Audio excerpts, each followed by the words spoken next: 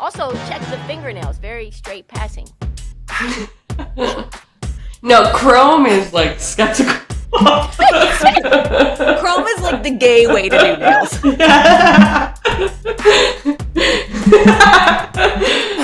That's crazy.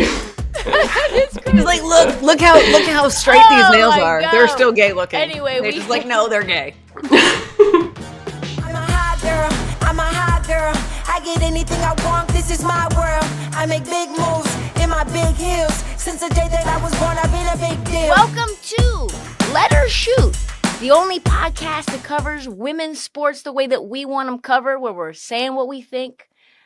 No bullshit, no kid gloves. We're respecting the athletes. We're respecting the fans. All the reasons to stay locked in. We got Sarah Chovnick, two-time Emmy Award-winning producer. We've got Trysta Krick, zero-time Emmy Award-winning or nominated talent. We've also got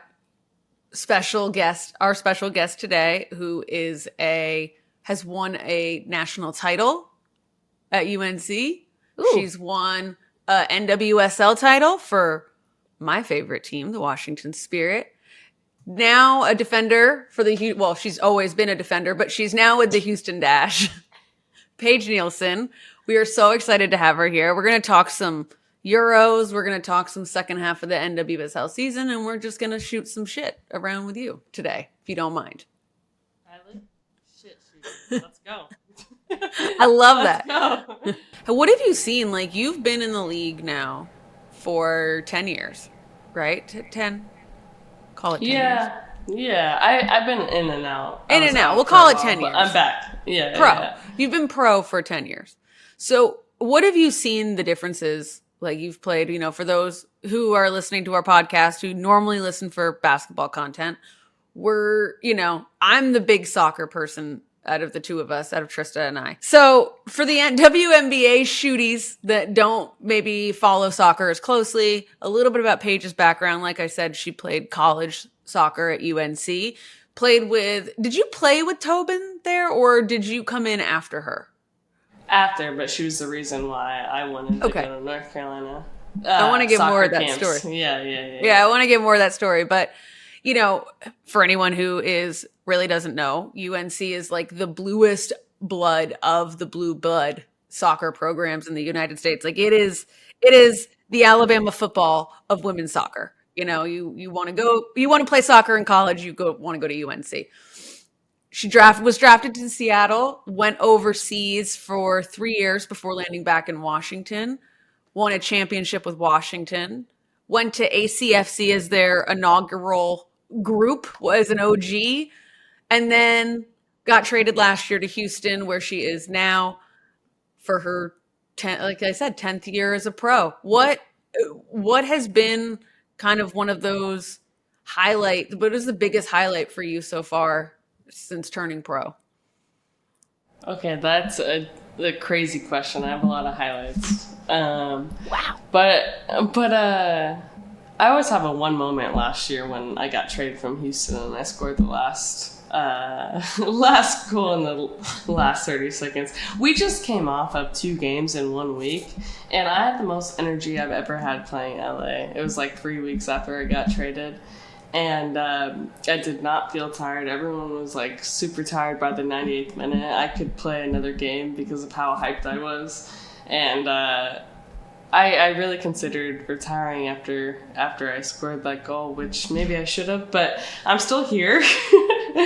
I'm still here. My biggest highlight is probably playing overseas and traveling like Southeast Asia, traveling all of Europe. I know I only played in like 3 countries, but I trialed actually in Germany for a month and a half, and I trialed in Spain and Tenerife. I got to travel a lot, and just so I didn't love soccer in high school. UNC made me love soccer. When I went global, I was like, oh my God, this is really freaking rad. So all the traveling, the people, the cultures, the experiences have been like super amazing, and I want more young girls to experience it. It's funny that you mentioned that goal against LA, because that was something that stuck out to me to ask you about. Was that just that energy? Did that come from, like, I really want to sort of show them what, like, was that a vengeful thing? Like, because I would be feeling some kind of way to be traded for cash. Yeah.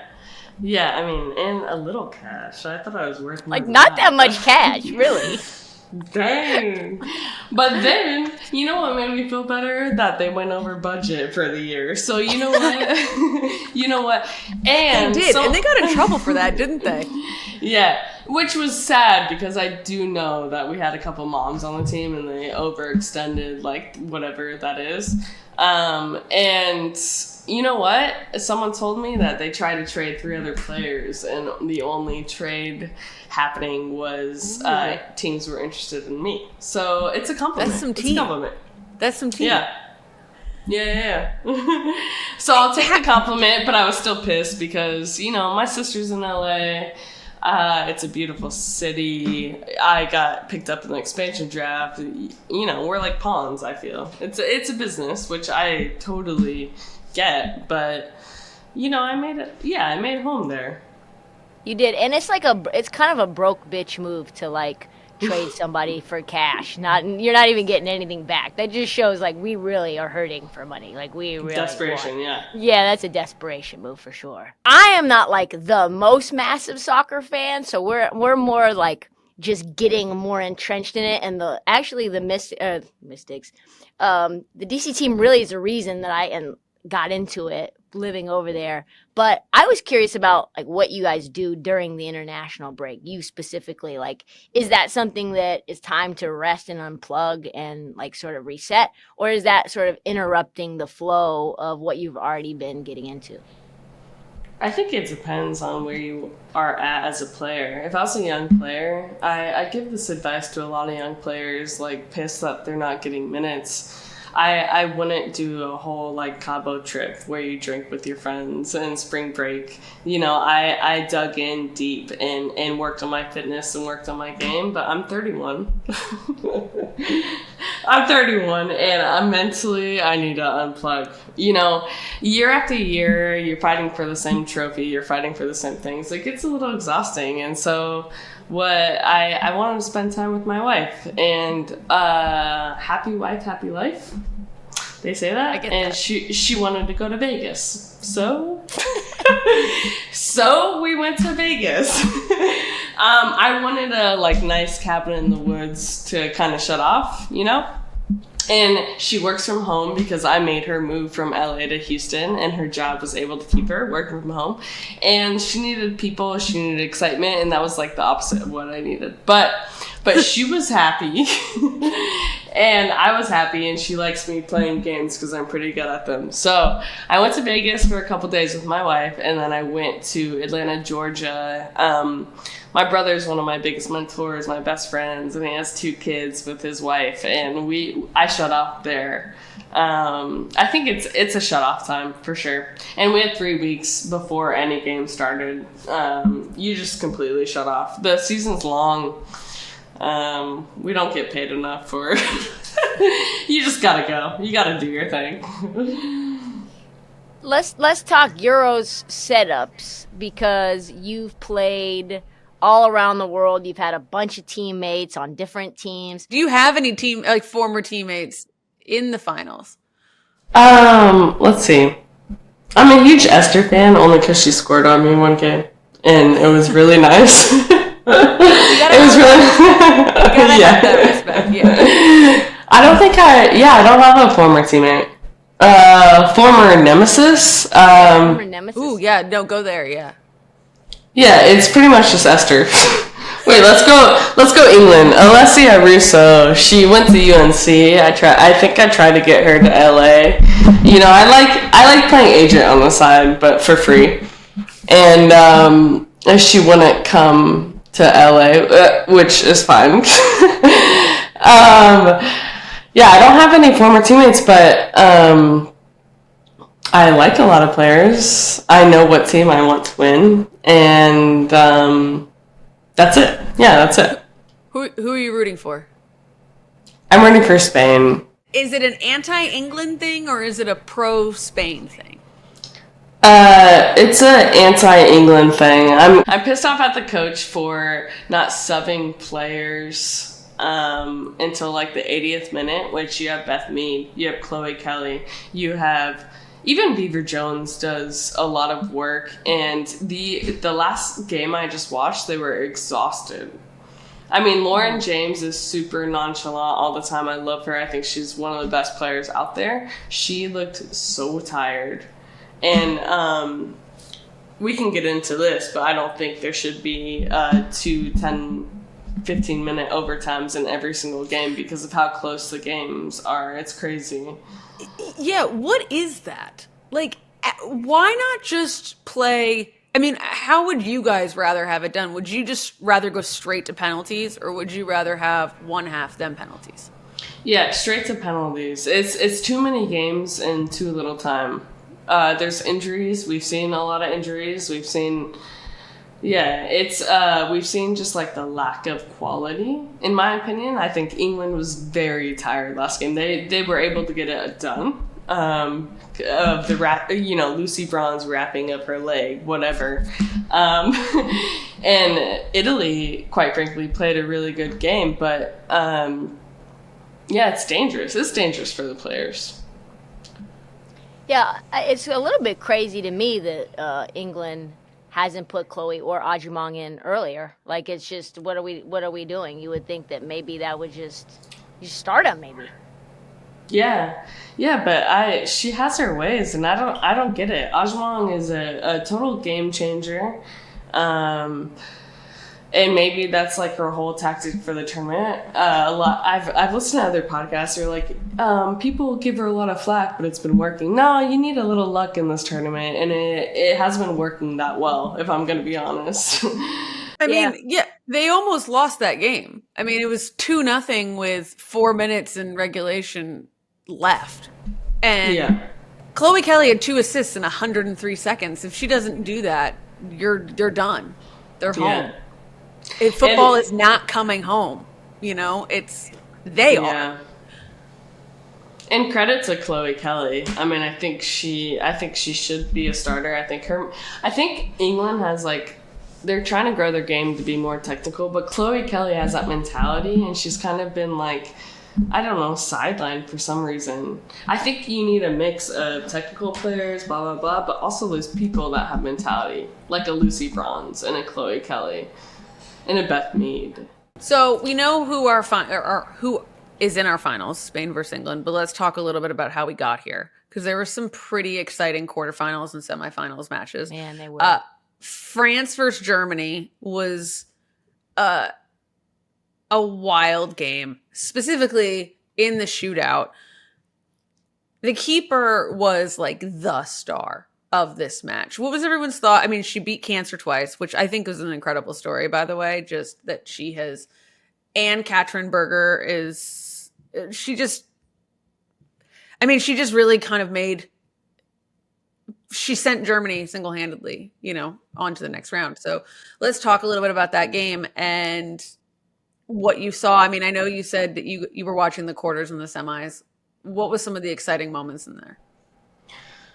I mean, I think I talked to my teammate who's from Austria. Sorry to call you out.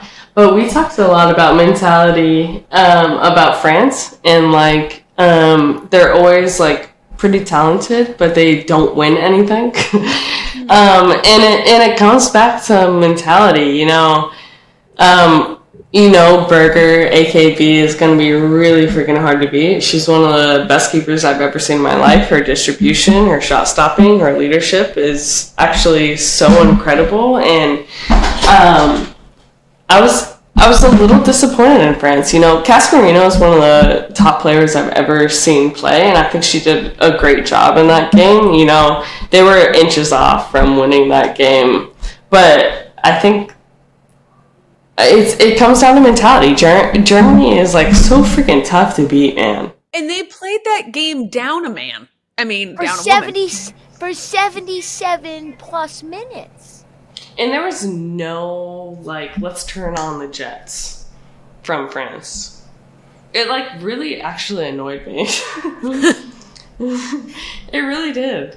And they have a full bench, and you know, I like Diani as a striker, but she hasn't done anything this tournament. No offense to her. I think she's a great striker when the mentality is there. But yeah, there wasn't urgency, and that kind of bummed me out. And did you see how hard Germany played? I don't know if the playing one man down helped them with that mentality, but they were super organized. And honestly, the whole tournament, as a defender, they've played the best organized and hardest defense I've ever seen. No matter who came in. Ket, she's super young. Her first tournament, she made every single tackle that came to her. And like, yeah, they have a great mentality. I don't get it. Yeah, AKB is crazy. Partially torn calf too. Comes in right before penalties. Is that like how rare is it to be able to win a game when you're down a man for that many minutes? Oh, interesting. I'll tell you a story. I got one red card in my career. It's against North Carolina. Dabinia, I don't know. What did she do? She faked it. I touched her jersey like this. And she rolled. That's the Brazil thing, you know? No, smart. I no hate, but it was not a red card. That was crazy. So I got a red card 22nd minute, and the Washington Spirit, they played without a man for that long, but you don't know how much the organization helped, and everyone like locked in, and it's really hard to break a team down on a low block. It really is. And then you just hope for the transition, and I think like Germany all tournament was hoping for that. So, but it was crazy that the captain, and you know, I highly respect that defender, did that. We have a rematch now of the World Cup finals with England and Spain. Is England going to get their revenge? I mean, I know we're rooting for Spain because Trysta asked me this the other day, like, why do we hate England? No, you asked me why we hated Canada. I said why we hated Canada. I know why we hate England. But we just don't like England, right? Like it's. Well, and I just don't think that they should be here. Like they're giving. Like, why are you even in this final? You have been just skating by your fingernails. They shouldn't be here. They shouldn't. Like you're right. They got there by the skin of their teeth. But to me, it feels like they're going to win by the skin of their teeth, too. Oh, I'd be so pissed. They don't deserve it. They don't. They don't. They've had their ups and downs, and I appreciate their fight. I listened to Attacking Third today. They were like, oh, they got their dog in them. No, I didn't see, like, one dog in them. Only the subs. Honestly, they're scrappy. They're really scrappy, but I don't think I would call that a dog mentality. That's just sloppy. No. Who is it? Hemp. Hemp is scrappy. Who else? Hemp and James is scrappy. But last game she was so tired. She barely moved. Fair. Honestly, so who was it? Hemp, Russo, scrappy, UNC Tar Heel, blah, blah, blah. She hasn't found her striking on frame yet. I think she's fully capable, but I do think it's a big tournament and a lot of minutes played, and it's just another game. And they've had to go overtime. They've had to. It's a long tournament, and their coach doesn't sub till the 80th minute. They also just sort of seem to, like, when someone goes down with a foul, they're, like, down for, like, a lot longer. They need to spray. It just seems like they're hurting. Like, it seems like you said, they're tired. They just look like they've been a little beaten up. Yeah. I take Spain all the way. It also feels like if England wins, they're just going to be super cocky about it. Like, oh, we're the best team in the world. We've got Euro dominance, blah, blah, blah. We got the best coach ever. And it's like, you lost to France, like right in the group stage. This whole time we were waiting for you to be eliminated, and here you are. Yeah. And maybe, you know, every tournament needs a little luck, but I'll be really pissed. Spain has showed out every single game. I was like, meh, last game because they were super patient in their attack, but that's who they are. If you add a little 1v1 personnel to their wingers, Spain would be unbelievable. But they do like way too much 5v2 around the box. I'm like, please, just someone look for the goal and not outside of the box. Who is going to be the difference maker for Spain? Bonmati, easy. Bonmati, and I really think Esther's due for a goal or two. I was shocked that she was taken out in the 60th minute because I think there was 4 tap-ins after she was taken out that she would have scored. Pina's been really, really good for me this tournament. I think. Listen, she gets the ball and she shoots a ton, which I wish a lot of forwards would do that more. And she, you know, it hasn't been close, but then she's just so confident. Like, give her the ball. Let's see what she does for it. You know. Is Esther real quick? But is Esther the clear front runner for MVP right now for NWSL? Yeah. I think. Being 5'2" and having, I don't know how many header goals she has. A ton. Yeah. I don't think Gotham right now has amazing, like, you know, Chovnick can just go for 5 breakaways in a row and score all those. I think she's the smartest player I've ever played against. She stops in the middle of the goal and defenders are like, wait, what? What are you doing? And then she scores. She does double movement. She puts herself into great positions. Obviously, you need a team to feed you, but she's definitely MVP running for sure. Who on England can stop her? Like on their defensive line? I think their defense is going to get destroyed. You think so? You think this is a 5-0 match here? You think this is destruction? No, because Spain hasn't been amazing at finishing this tournament. Otherwise, it would be. I think Esme Morgan. A lot of people are like, "Oh, she's not great defensively." She's one of the players that have been super solid for me at the Spirit. Her distribution is solid. I think. You know, maybe she's not super mobile, but I think she puts herself in good positions. I think she's smart. She knows NWSL. She knows Esther. I think if she doesn't start, that would be sad because I think she would do a good job with her. Yeah, like I said, I mean, Lucy Bronze will always be a key defender for me, but she's on the outside, and it'll be up to the 2 center backs to deal with her in the box, and it's going to be tough. It's going to be tough. I'm excited to watch it. Me too. And I hope that football doesn't come home.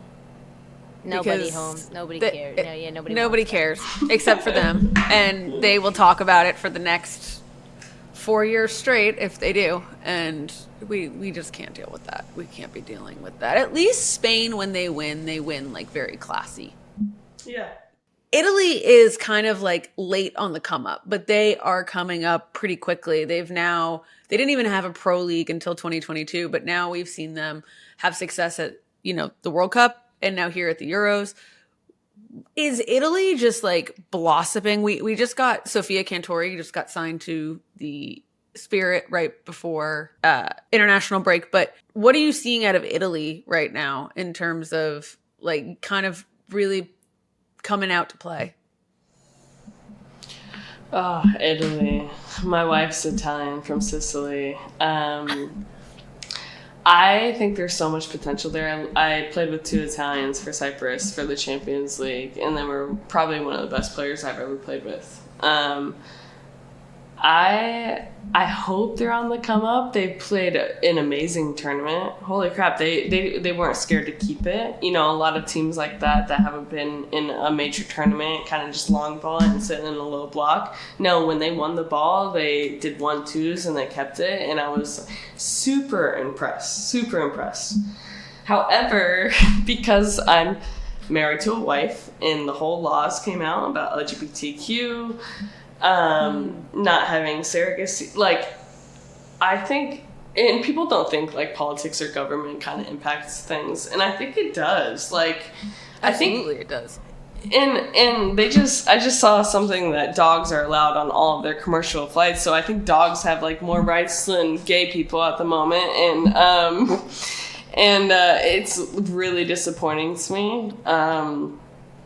And God, I hope for a better future for them, because I think there's so many talented players, and if they need to leave the country, please come to the US and develop. I hope they do.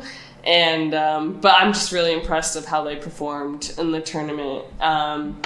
Against like all odds, they haven't been in this tournament for so long, and there were really, really amazing plays and players that performed. You brought up the LGBTQ thing, which is, this part of it's not entirely related to Italy, but I did want to ask you about it. They allowed the teams to select whether or not they wanted the rainbow armband on the captain's armbands for the Euros, because I guess there was some talk at the World Cup about it. There was talk at the Olympics about it. There was talk about, like that some countries didn't want to put it on. So there were 6 countries that elected not to wear the rainbow on their armband: France, the Netherlands, Spain, Poland, Belgium, and Portugal.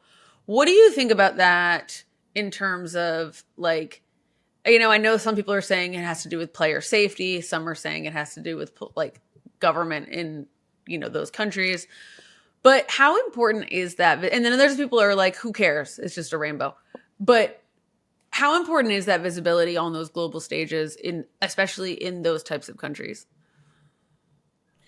I think the visibility is everything. I mean, to give you an example, like players that put it extra in the MLB, minor league baseball, moves mountains when countries don't like elect to do it as a whole, which is pretty cool.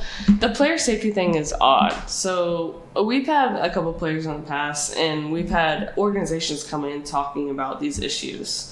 And some people are like, no, I can't do it because of my religious affiliation, blah, blah, blah. And in those conversations, they felt super uncomfortable, scared, maybe cried. And like, I'm like, sorry, people also die for this, for being who they are. Not only do they cry, they, one, get killed and or commit suicide. And, I'm gonna get emotional, but yeah, like the mental health over religious like freedoms, I will never understand it, really. And I don't think the government should ever have a say in it. There's separation of church and state for a reason. It's so important for people to stand up every single day.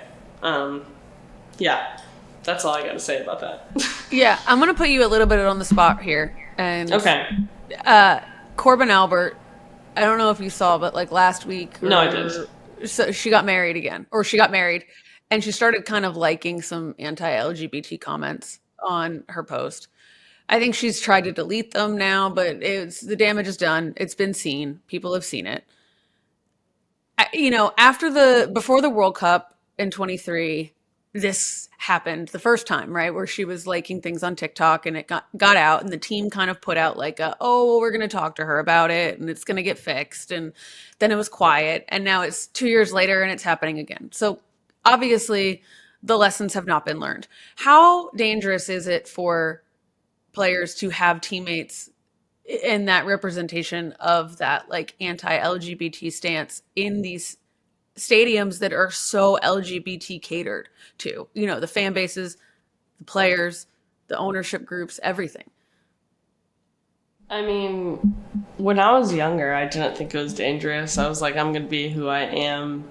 The government's kind of, had a side eye to it. There's no laws against it. And now it's like, social media is so good in so many ways, and then it actually is like super negative in so many ways. And like, you can see a lot of LGBTQ anti kind of feed off of that energy, which is really scary and dangerous, and it creates a divide. I can't even talk to you about like how crazy the divide social media brings people, and they do it. The algorithm does it based on your beliefs or your fears. Because I think people that are against like love have a lot of fears, which is so sad. I do, again, like here's where I grew up in Lincoln, Nebraska. I didn't think being gay was a thing. I had like a gay art teacher. People would make fun of him, and I'd be like, oh, like it's not a big deal. Like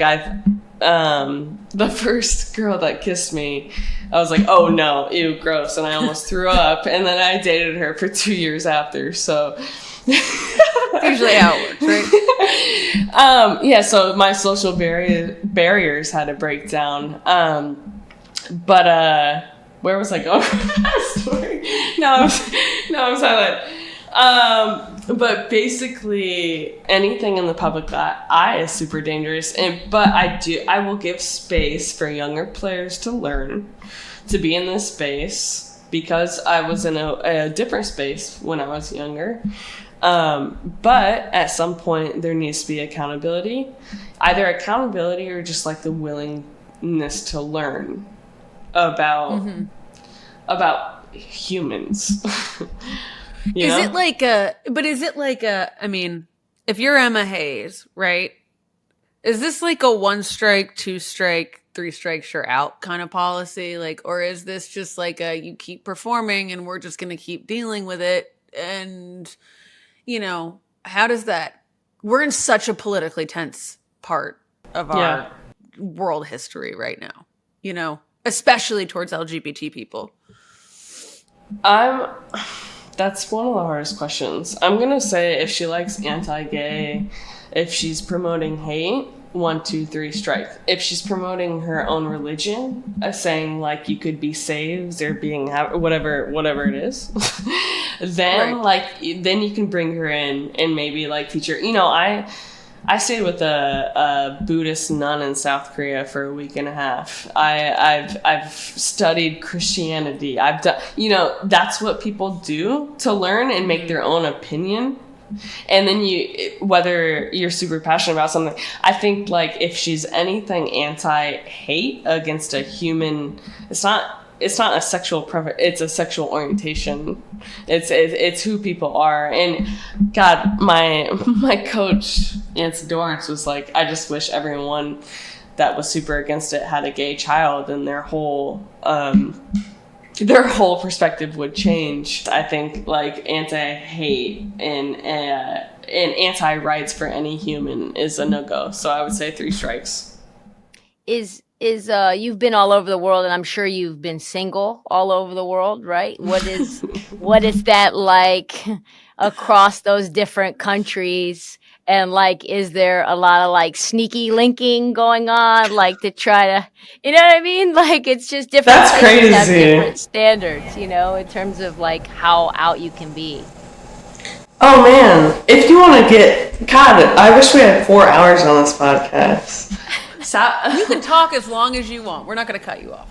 All right. In South Korea, I had a huge crush on this Korean. This is before my wife. My wife's mine forever. I love her to death. Okay, this is my past.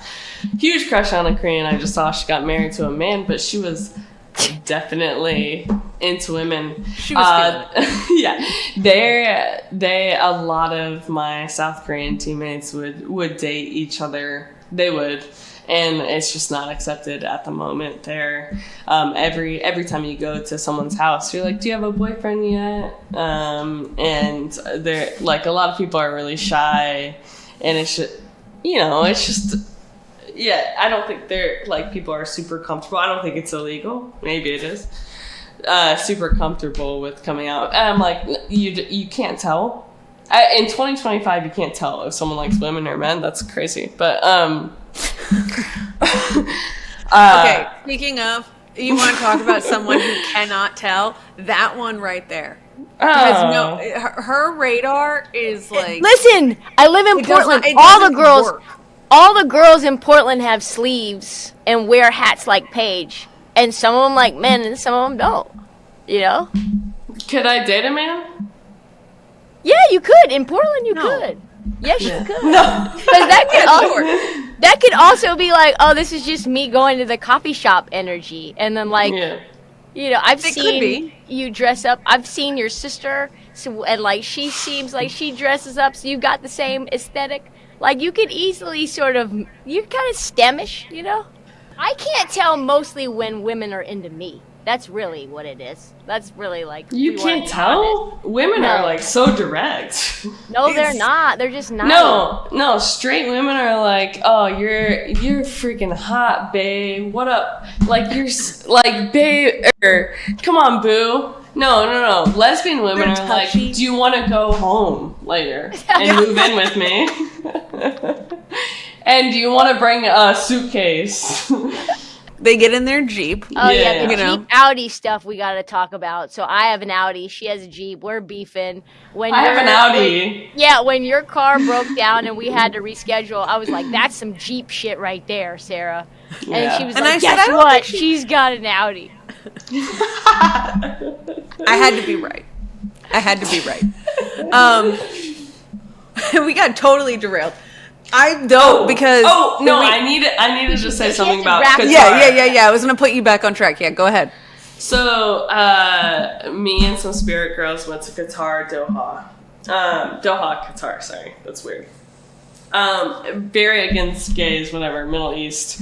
But we became friends with a female composer, like super famous. She brought us to her house made of gold. I don't know. She's worth a lot. House made of gold. No, everything's made of gold in Qatar. It's super clean and there's like 1% unemployment. But we went into this basement and they were all gay people smoking cigs, drinking alcohol, and we're like, what is this? We're in the Middle East. That's crazy. No, it's crazy. But it's like a speakeasy for lesbians. Yeah, but it made me like super hopeful. Like, I'm like, this is kind of what America was like in the 80s, 90s. You know, everyone would do drugs. They didn't care if they were illegal. They just like loved each other. They kept it kind of hidden in the closet, which is kind of hot, you know? But I do know the importance of not keeping it in the closet. But all around the world, people have been gay since, I don't know, the 1600s BC. When was it? I don't know. Always. Since people have existed? Yeah. Oh, yeah. Yeah. I mean, yeah, for sure. And it is like you said, and it's so ingrained in the soccer culture. Like, and I don't really know. I mean, Trysta, you can tell me. I think there's obviously a big component in it, like in other sports, but for some reason to me, like whenever I think of like the culture of queer women, it always like soccer is so part of that, and like soccer relationships and soccer players. And I mean, we saw Tobin and Kristen announce that they were married, which I mean, I think everyone had already known for some amount of time, but like the way the fan base reacted to that, it's just like, it's a win for like all gay people, you know? It is a win. How do I do a W? Well, I think also, Sarah... Oh, that's weird. Gay W. Gay W. Okay. I think NWSL and like soccer culture has like a higher population of white lesbians, and the WNBA and basketball has a higher population of studs. That's what you just like, we see much more of. Yeah. So it's just different vibes. Speaking of which, we were going to ask you this later on, but it's like an easy transition. The W right now is kind of having a moment based off of a lot of drama. And like we kind of are living and dying through the soap opera of it all. And one of the number one things we want to ask you about is the NWSL as like sisterhood and we all love each other as it seems like, or is those like sort of bitter rivalries, the drama, the cattiness, does that exist also in the NWSL? We just don't know about it. Listen, we've all been through a lot in the NWSL. I'm not gonna lie. When I went on the off season, I was super scared of Michelle Lozier because I took her out a bunch of times on the game. And this was before like a major World Cup. They were all clean, mind you. And we came into this house together. It was like a group hug. It's like it was after all the trauma, the verbal abuse, sexual abuse, whatever happened into our league, and we're like, we're here and we've made it. We've made it. Is there beef? Absolutely yes. Do we have people, broadcasters that are from the 80s, like from ESPN, that know soccer? Absolutely not. We have a Stephen Smith getting into we have Stephen Smith from ESPN getting into the WNBA drama, a black male, and speaking out about Caitlin Clark, and unfortunately we need male voices, and he's getting a lot of flack for a lot of it, but I'm telling you, when you have TV broadcasters bringing up drama, then it just makes a wider scale. We have the NWSL, we have amazing broadcasters, but are they on ESPN? Not really. No, we have one game a year on ESPN. Is the drama, do you think, like, it's good for the game? That's good. It depends how it's taken. The drama of the game, all the hate comments, they're like, this is why you should watch men's sport. I'm like, it doesn't really hold that much weight. I think it is good for the game. I mean, you have your Angel Reese, Caitlin Clark. I think Aja Wilson's one of the best players in the league, but she doesn't create drama. So right. I'm like, honestly, what's the saying? No press is bad press. Exactly. Yeah. Listen, like, we're still going to compete every single day. You get invested in our stories, whether you make, like, a stupid fight. I don't know. What's the Sophie Cunningham and Caitlin Clark based? I don't know. Yes. Yeah. I don't know. Who should we be pitting against each other on our podcast then in the NWSL? That's smart. That's smart. Or just create the drama out of nowhere. Yeah, just, like who kind of has whispering. like very, like, let's call it kindling. Like there's just a little bit of smoke, and who should we be on the fire to? Oh, let me think about that. Crushes with crushes. And I can't expose people that aren't out yet. I don't even know. I just learned 2 of my teammates that were gay, and I had no idea. So I'm 31. I don't know. I don't know anything anymore. Oh, kids these days. I'll tell you. Yeah. They're like, they're all gay, it feels like.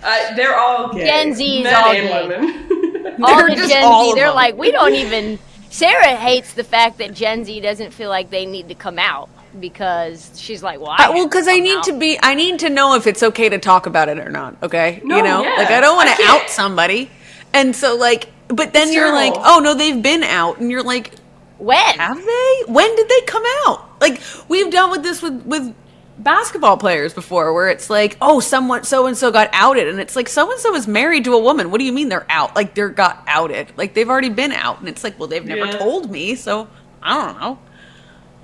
To be fair, I've never really came out publicly. So this But is having Paige's a wife- coming out episode, actually.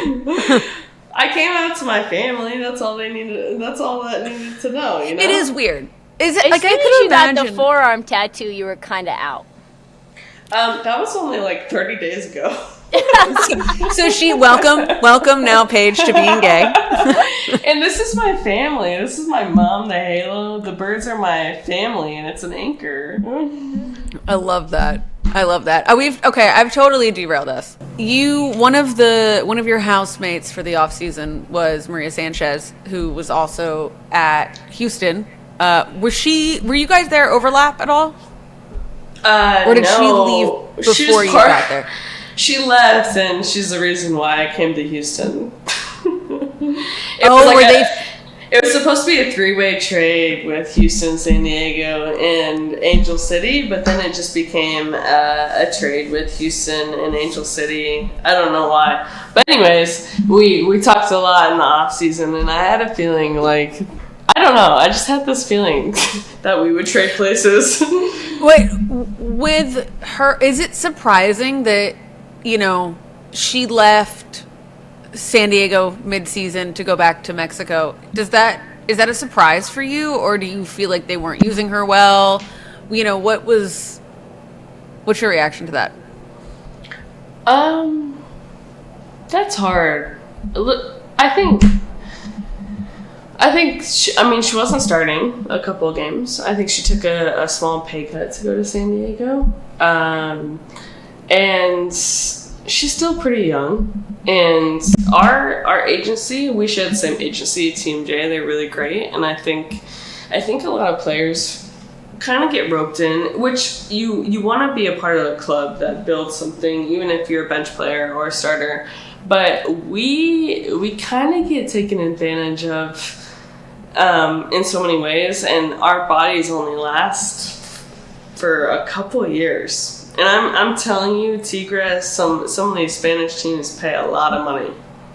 And if you don't feel super valued and important on your team, I think she was like semi-happy there, but like wasn't super passionate, which I think is what keeps us going. I'm not surprised at all. I think like she had a huge fan base. I don't think people understand how much we crave community and a fan base. You know, we gave up everything for the sport, and so when you taste it, it's hard to not have it again, if that makes sense. Why would anyone want to play for Orlando then? That's a good question. Like if you guys They're good. If you guys crave community more than anything else, the fans just don't show up there. That's a really good question. I think if you look at their roster, I'm going to take Strom, for example. Now, what's her name? Nadaner? She wasn't picked up by any team in the NWSL. She was a trialist. And she's actually formed into one of the best defenders in the league. Most consistent. Marta, right? She's one of the best players in the world forever. She's the GOAT. I think they've made an environment where they know that players are going to get better no matter what. And again, if a club makes you feel valued, whether you're a sub or a starter, and pays you well, I'll give you an example. And some other teams, they pay one player a lot of money, and the rest of the players don't get a lot, which is kind of a dumb move in this league. I think anyone can have a breakout year, whether you're 20 years old or whatever. I mean, like, I walked on to North Carolina. I went into debt for so many years. I waitressed all through my 4 years, but it was because I wanted to be a part of something bigger than myself.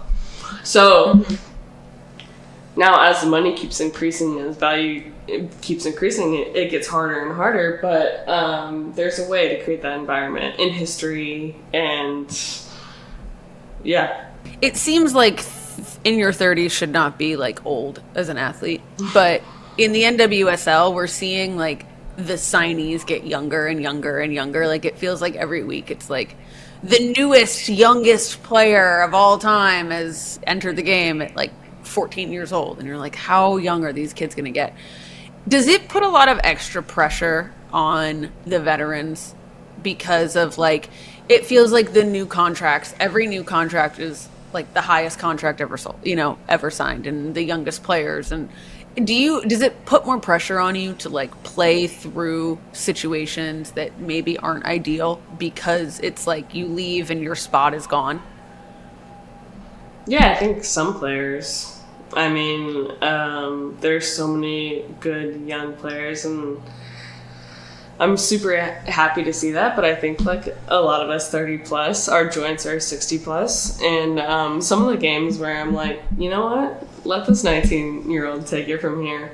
I just feel like our generation felt like they had a responsibility to grow this league, to give opportunities to young people, and I know that like sounds cliche, but when I see it, it gives me purpose, and it gives me like a sense of happiness. And like, I did take that $5,000 salary at 2016 instead of a 6-figure salary in investment banking for a reason, you know?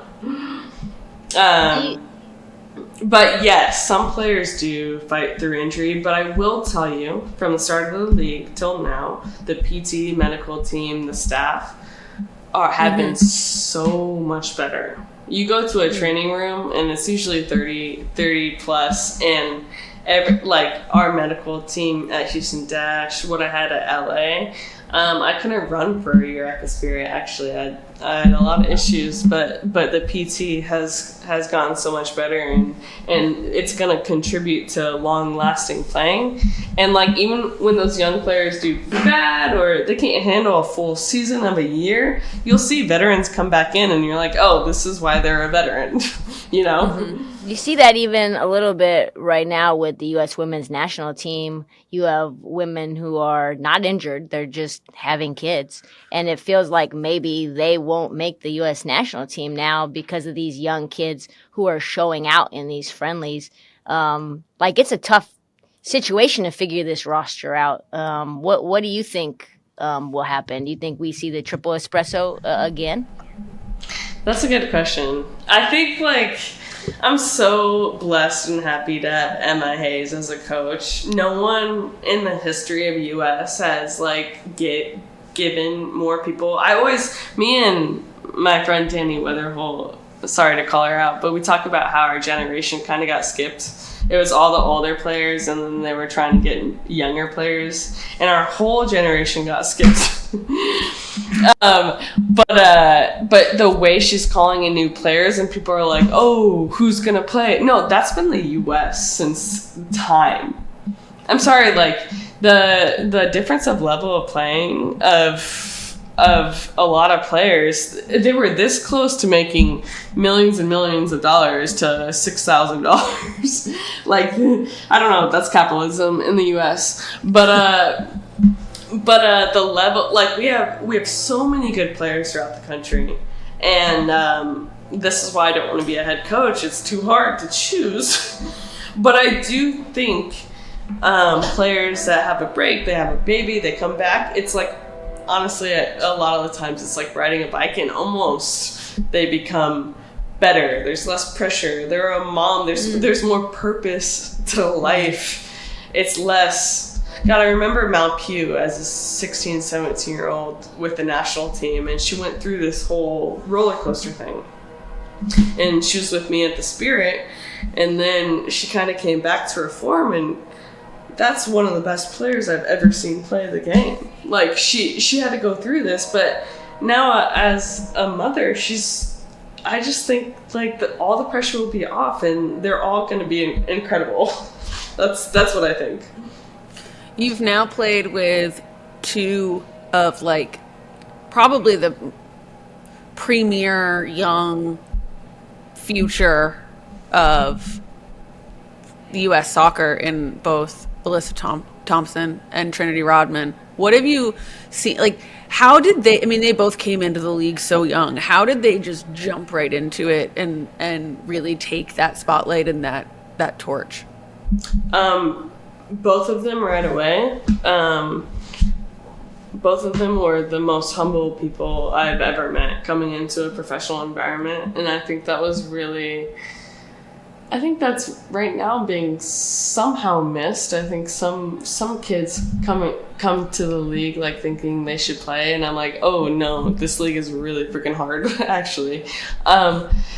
Every single game, every single training, probably Trinity and Alyssa were the hardest people I've ever played with their rookie season. Alyssa put too much pressure on herself. I think Trinity was like, listen, I'm just lucky to be here. I'm ready to learn. And I think that'll take them both really far in the future. You can see Alyssa's growth in the game.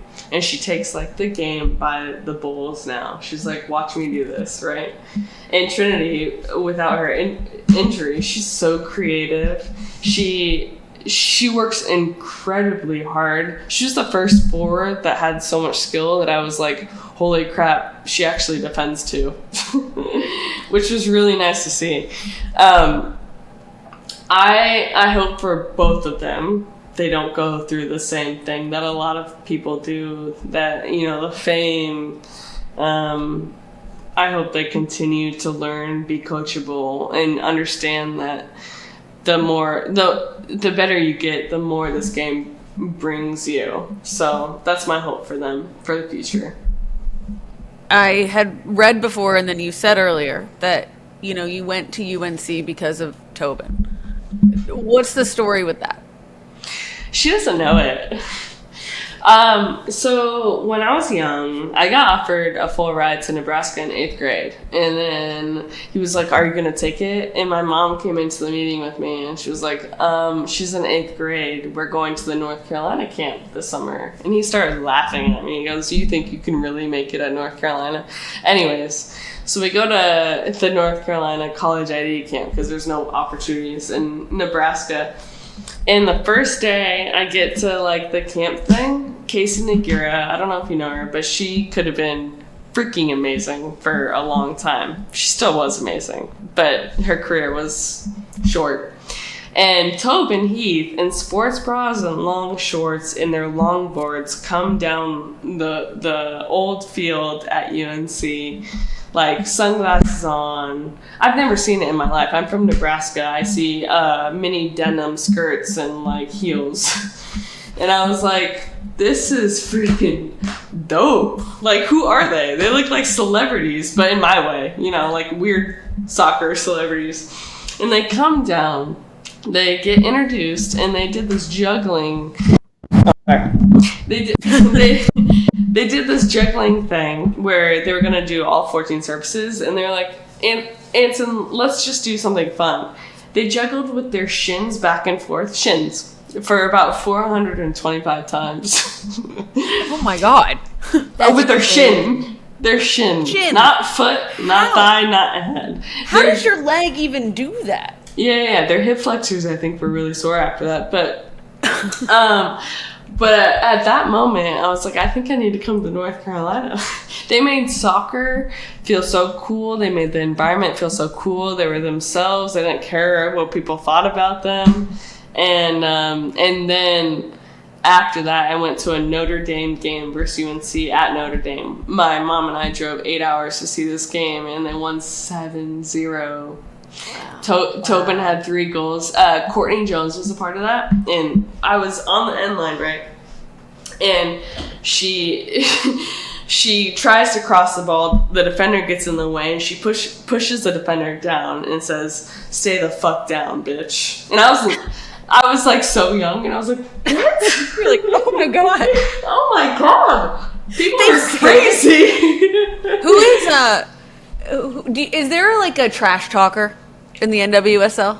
Like a big trash talker that is like that? Is it you? Oh no. People trash talk me and I'm like, listen, it's okay. We'll be friends tomorrow. It's okay. You can say it. I wish, man. I try and be mean, or, you know, we're all friends in the league, right? I would say back in the day, it was Rachel Daly for the Dash. I can see that. Yeah. Before Merritt and I became friends, Merritt Mathias was a big trash talker. Sid LaRue does a lot on Twitter, and I love her for it. Who else is a big trash talker on the league? Marta has a lot of facial expressions, which is really entertaining, but I can't not laugh or smile. I'm like, it's okay. Like, we'll be okay after this, I promise. I don't know. That's so funny. I love the passion. I wish I had it, but we're all still friends at the end. Do you think the NWSL should have an all-star game? Absolutely. I think who would captain? Who would captain? Okay, my first thought is Lola Monza, so she can twerk when she scores.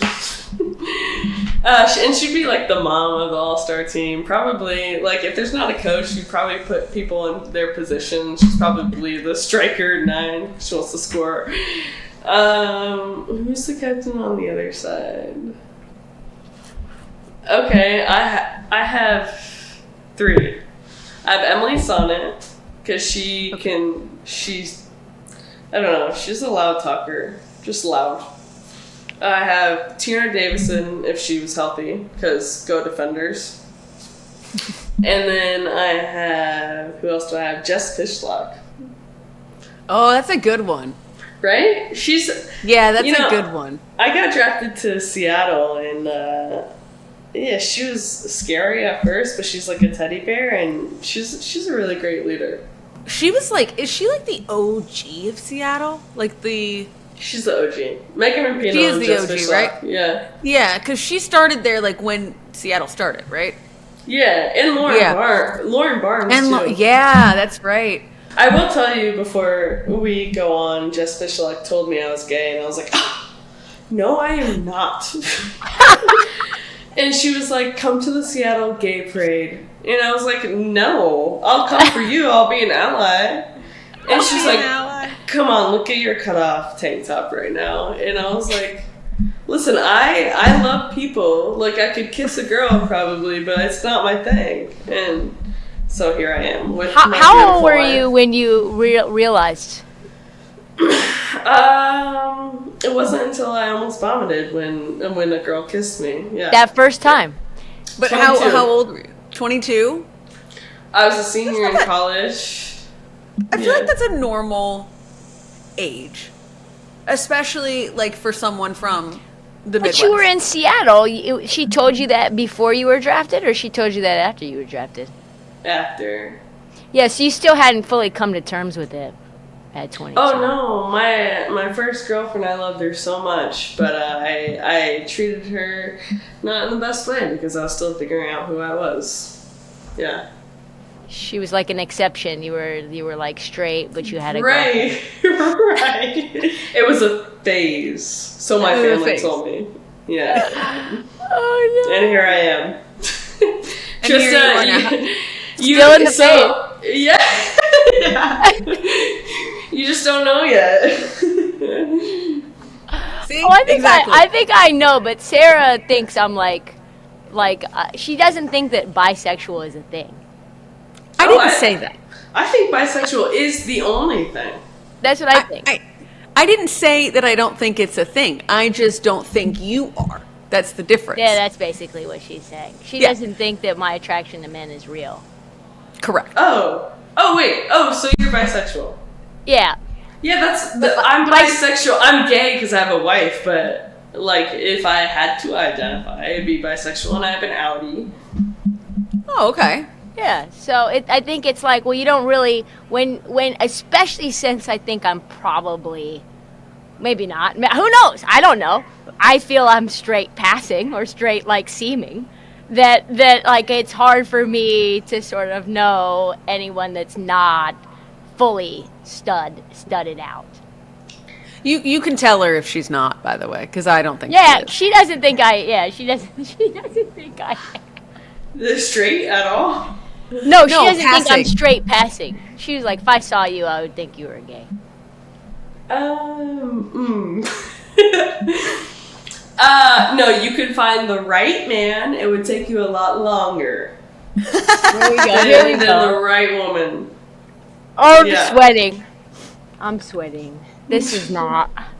Okay. There's a right man. Thank you for backing me up there, Paige. Yeah. Thank you There's for a backing right me up. man for a lot of women, by the way. It's just they have to have sisters.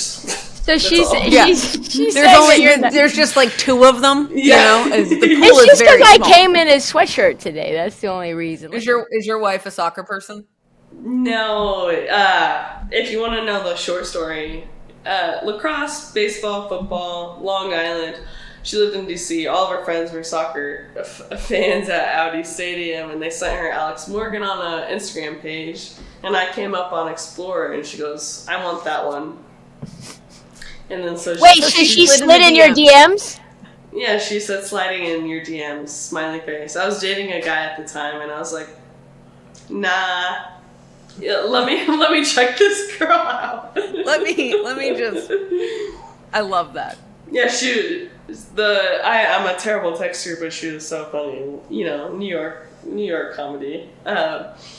Yeah, she slid in my DMs because her friends sent her like all these soccer players, and I showed up on her Explorer. Now she's a huge avid NWSL fan. She hates men's soccer. She's like, all I want to watch is women's soccer. So I don't know.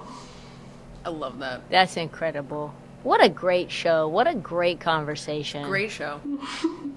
We're gonna have you back. Yeah. For sure. Definitely. Have me back anytime. Open book here. I love that. I love that. That was an awesome conversation with our girl Paige.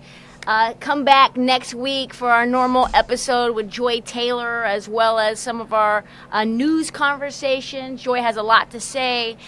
Paige, 1, 2, 3, let her shoot. 1, 2, 3, let her shoot. What? It's like a Dory. You have to explain what it is before you. Sorry. You can't spring the letter shoot on. Okay, so our podcast. Our podcast is called Let Her Shoot. Everybody, when they see someone open that's a woman, they say let her shoot, meaning like, hey, we don't care if she shoots because she's So it's kind of anyway. So 1, 2, 3, let her shoot. Wait, what? I'm a hot girl. I get anything I want. This is my world. I make big moves in my big heels. Since the day that I was born, I've been a big deal.